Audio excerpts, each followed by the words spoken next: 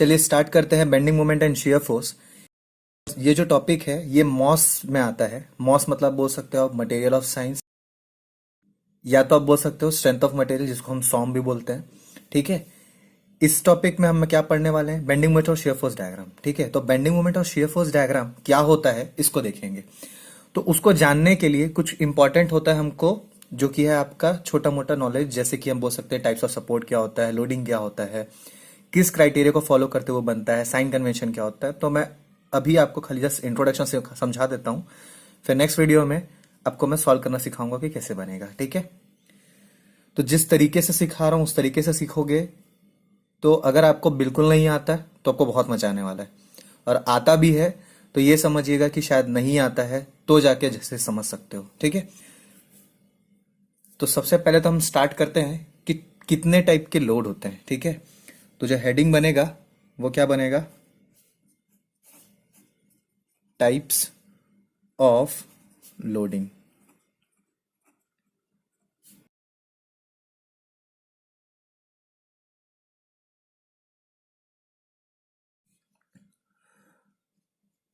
सबसे पहला आ जाता है आपका पॉइंट लोड।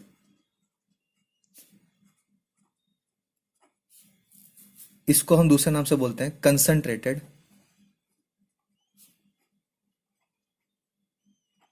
लोड। बड़े ध्यान से समझिएगा जो बता रहा हूं। पॉइंट लोड और कंसंट्रेटेड लोड की अगर मैं बात करूं तो इसको जो रिप्रेजेंटेशन है वो ऐसा किया जाता है, P या तो फिर W से रिप्रेजेंट करते हैं, जिसका अगर मैं यूनिट की बात करूं तो इसका यूनिट जो होता है वो होता है आपका किलो न्यूटन। ठीक है, उसी तरीके से अगर मैं बोल दूं सेकेंड टाइप का लोडिंग किसको बोलेंगे, तो इसको मैं बोलता हूं यूडीएल। ठीक है, फुल फॉर्म क्या है, यूनिफॉर्मली डिस्ट्रीब्यूटेड लोड।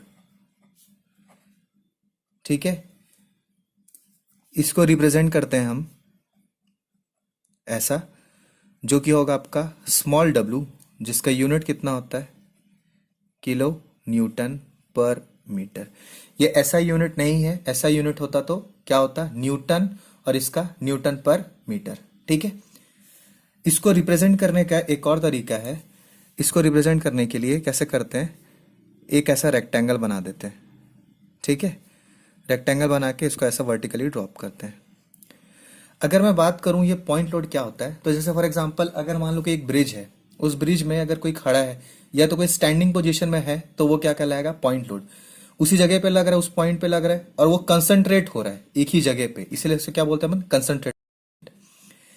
वहीं अगर मैं यूडीएल की बात करूं तो यूडीएल क्या है आपका, ये थ्रू आउट शुरू से लेके एंड तक सेम होता है। तो जो हाइट है वो क्या है आपका, स्मॉल डब्ल्यू, और ये टोटल डिस्टेंस कितना होगा आपका, एल डिस्टेंस फॉलो करेगा। तो इसमें जो ध्यान रखने वाली बात है वो क्या है कि जो कैपिटल डब्ल्यू है उसको हम क्या बोलते हैं, स्मॉल डब्ल्यू इंटू एल। इसका मतलब है कि अगर मैं इसको इसमें कन्वर्ट करना चाहूं तो क्या करूंगा, लेंथ से मल्टीप्लाई कर दूंगा। मगर ये एक्ट कहां करेगा, जितने लेंथ तक यूडीएल लगा है उसके आधे तक। ठीक है, तो अब इसके आधे तक लग रहा है, मतलब इसको अगर मैं बोलूं कि इसको कैसे रिप्रेजेंट कर सकते हैं, तो इसको रिप्रेजेंट करने का तरीका है, ये इसको मैं ऐसा यहां पर कन्वर्ट कर दूंगा, इसको लिख दूंगा कैपिटल डब्ल्यू, और ये जो डब्ल्यू है, ये डब्ल्यू का वैल्यू कितना आ रहा है आपका, स्मॉल डब्ल्यू इंटू एल। मगर ऐसा नहीं करना। ठीक है, ये होता जरूर है, यह एक्ट उसके आधे में करेगा। कहाँ करेगा, ये L/2, ये L/2 डिस्टेंस पे करेगा। मगर हमको याद रखने के लिए ऐसा मत करना, क्योंकि सबसे बड़ा प्रॉब्लम क्या हो जाता है, जब ये एल नहीं देता है, ए डिस्टेंस दे देगा, तो कई लोग क्या करते हैं गलती कि उसको सीधा मल्टीप्लाई कर देंगे डब्ल्यू इंटू ए और लिख देंगे कैपिटल डब्ल्यू। तो यहां पर थोड़ा सा दिक्कत हो सकता है। ठीक है, तो ये गलती ना करने के लिए हम क्या करेंगे, इसको छोड़ देंगे। ठीक है, अब आ जाते हैं सेकंड पोर्शन पे, जो कि आपका क्या है, ये कहां पर लगेगा। जैसे फॉर एग्जांपल बताता हूं, उसके बाद एक जैसे मान लो वाटर टैंक है तो कहां लगेगा। एक दूसरा आ जाएगा यूवीएल, इसको क्या बोलते हैं, यूनिफॉर्मली वेरिंग लोड। इसको क्या बोलेंगे, यूनिफॉर्मली वेरिंग लोड। इसका प्रेजेंटेशन कैसा होता है देखो, ये यहां से अगर मैं बात करूंगा तो ये क्या है देखो, ये कम होते हुए चल रहा है। तो ये जो वैल्यू है इसको हम क्या बोलेंगे, स्मॉल डब्ल्यू, ये जो हाइट आया है इसका, ठीक है। अब हाइट स्मॉल डब्ल्यू है तो ऑब्वियसली इसका यूनिट कितना होगा, किलो न्यूटन मीटर, ठीक है। ये कहाँ तक फॉलो कर रहा, एल तक फॉलो कर रहा। अब क्या था, ये रेक्टेंगल था, उसके आधे पे एक्ट कर रहा है, तो ये कैसे कट करेगा, यहां पर कहीं आएगा, ठीक है। तो ये क्या होता है देखो, यहां से यहां तक का डिस्टेंस कितना होता है, ये आएगा आपका 2/3 ऑफ एल, ये आएगा 1/3 ऑफ एल। उसी तरीके से मैं इसका हाइट की बात करूंगा तो भी कितना आएगा, यहां से यहां तक इसका 1/3 ऑफ हाइट, यहां से 2/3 ऑफ हाइट। तो डायरेक्ट जब क्वेश्चन देखेंगे ना तो आपको ज्यादा अच्छे से समझ में आएगा, ठीक है। अब अगर मैं बोलूं कि एग्जाम्पल के फॉर्म पे, ठीक है, तो यहां पर अगर मैं बोलता हूं कि ये एक वाटर टैंक है, मैं ये जो एग्जाम्पल बता रहा हूँ बड़े ध्यान से समझना, क्योंकि वाटर टैंक वाला एग्जाम्पल में दो चीज का फायदा होता है, एक ही साथ मैं यूवीएल और यूडीएल एक साथ बता सकता हूँ। इसका एग्जाम्पल की अगर मैं बात करूंगा तो इसके लिए सबसे बढ़िया एग्जाम्पल है सेल्फ वेट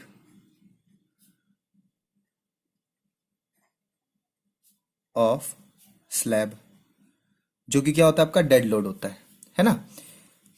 तो ये क्या हो गया आपका एग्जाम्पल हो गया। अब यहां पर एग्जाम्पल क्या है आपका देखो, ये स्लैब का डेड लोड, ठीक है। अब यहां पर अगर मैं बात करूं वाटर टैंक का, तो वाटर टैंक में अगर मैं बात करूंगा तो देखो कैसा होगा। फॉर एग्जाम्पल मान के चलो ये वाटर टैंक है, जिसपे यहां पर क्या लगा आपका, पानी लगा है।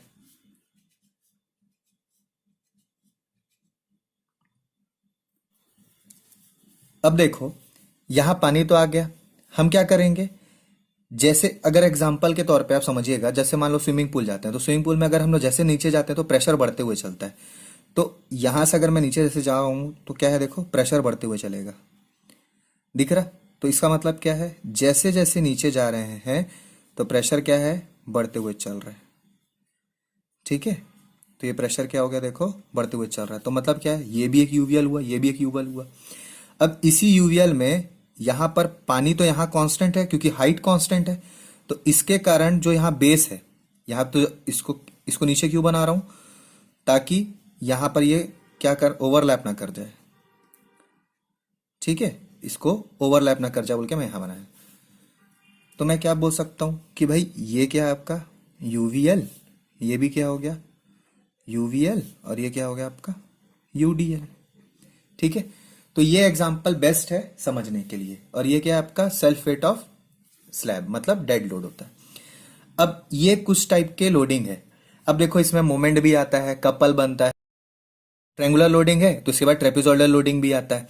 ट्रेपेजोइडल लोडिंग जो होता है आपका, वो कॉम्बिनेशन होता है। जैसे फॉर एग्जांपल अगर मैं बात करूं, चलो बता ही देता आपको, तो ये एक क्या होगा, मान के चलो इस तरीके का अगर दे दे, ठीक है, अगर मान लो इस तरीके का दे दे, तो ये क्या है आपका, एक तरीके का ट्रेपेजोइडल लोडिंग है। क्या बोल सकते हो, सेंटर पोर्शन में क्या लग रहा है आपका यूडीएल, और यहाँ क्या लग रहा है आपका यूवीएल, ठीक है। तो ये डिपेंड करता है कि किस तरीके से सपोर्ट दिया है, कैंटिलीवर है कि क्या है। तो यहां से यहां तक का जो बिहेवियर होगा वो क्या होगा आपका यूडीएल, और ये जो बिहेवियर होगा वो क्या होगा यूवीएल। ये combination of two types of loading बोल सकते हो। तो इसको क्या बोलते हैं अपन, ट्रेपेजोइडल लोडिंग,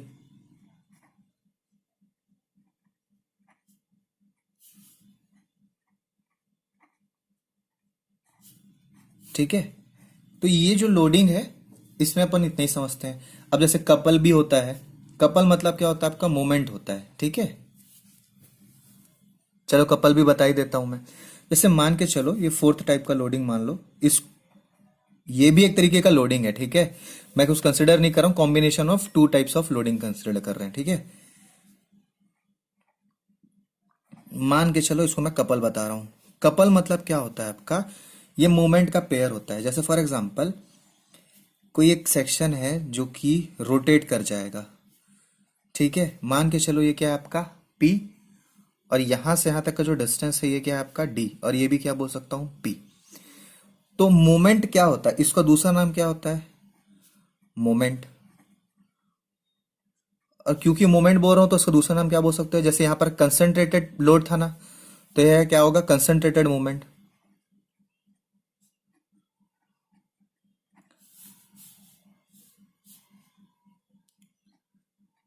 कंसंट्रेटेड मूवमेंट ले लो, ठीक है।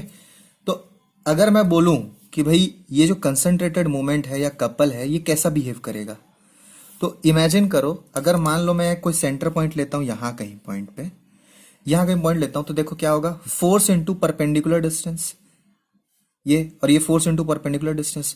तो अगर मैं इस पॉइंट पे थंब रखता हूं तो ये कैसे घूमेगा, ऐसा घूम रहा है, और ये जहां पर ये इस पॉइंट पे थंब रखता हूं ये ऐसा घूम रहा है। ये डिस्टेंस मान लो डी बाई टू डिस्टेंस है। तो होगा क्या, अगर मैं यहां रखता हूं तो क्या आएगा, पी इंटू डी, और साथ ही साथ ये भी उसी डायरेक्शन पे घूम रहा है।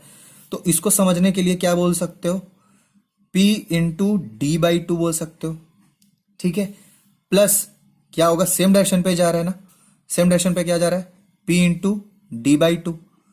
तो एक तरीके से देखेंगे तो दोनों सेम ही है, तो इसको क्या करता हूं, ऐड करता हूं, 2p d/2, दैट मीन्स क्या हो गया, p इंटू डी।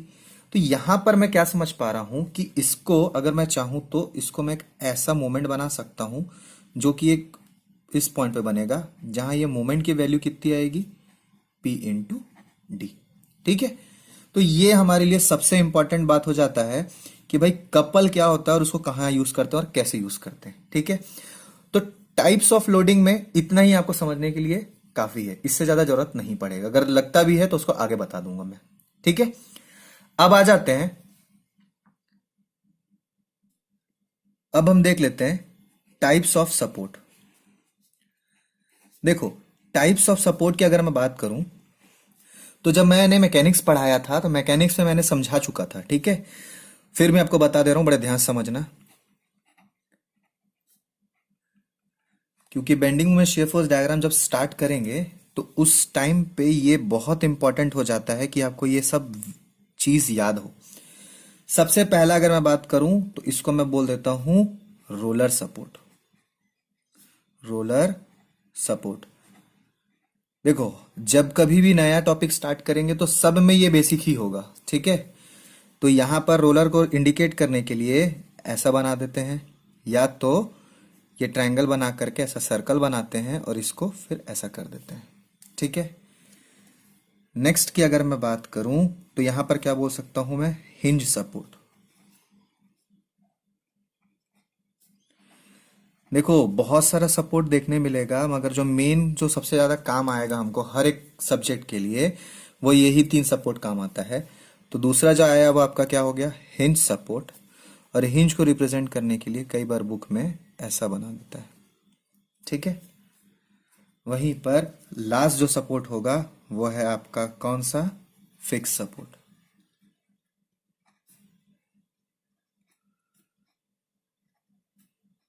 ठीक है, इसको क्या बोलते हैं, फिक्स सपोर्ट। इसको रिप्रेजेंट करने के लिए इसको सिंपली ऐसा हैच कर देते हैं। अब देखो इसमें कितने रिएक्शन लगता है, एक रिएक्शन, ठीक है। इसमें कितना रिएक्शन लगेगा, 2 रिएक्शन। डायरेक्शन डिपेंड करता है कि क्वेश्चन कैसा दिया है, ठीक है। तो यहां पर मैं क्या बोल सकता हूं, नंबर ऑफ रिएक्शंस, ठीक है, नंबर ऑफ रिएक्शंस। याद होगा जब मैं पढ़ा रहा था तो मैंने कई बार बोला है कि ये नंबर ऑफ रिएक्शन यहां पर रोलर के लिए तो चलो 1 मान लेते हैं, इसके लिए 2 मान लेते हैं और इसके लिए हम 3 मान लेते हैं। मगर याद रखने के लिए क्या बताया हूं, ये एक्चुअली क्या कर रहा है, ये कितने डायरेक्शन से रिस्ट्रिक्ट कर रहा है। तो इसको हम रिप्रेजेंट करते हैं कैपिटल आर से, और जहां पर आप ये भी लिख सकते हो, वेयर कैपिटल आर क्या है, नंबर ऑफ रिस्ट्रिक्टेड डायरेक्शन।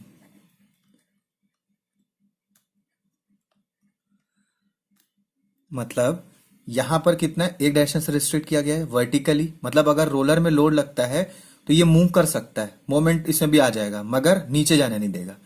तो ये नंबर ऑफ रिस्ट्रिक्टेड डायरेक्शन, तो ये क्या है, डाउनवर्ड डायरेक्शन से रोका इसलिए डाउनवर्ड लगा फोर्स। उसी तरीके से हिंज की मैं बात करूं तो हिंज में क्या है, 2 साइड से रोकेगा और फिक्स की अगर मैं बात करूं तो ये 3 साइड से रोक रहा है। ठीक है, तो ये जो लाइन बताया हूं मैं आपको बहुत ज्यादा इंपॉर्टेंट है। जब मैं स्ट्रक्चर 3 पढ़ाऊंगा तब के केस में बहुत ज्यादा इंपॉर्टेंट आता है आपको। ठीक है,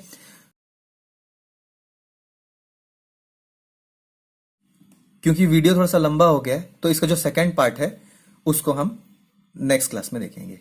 ठीक है, थैंक यू।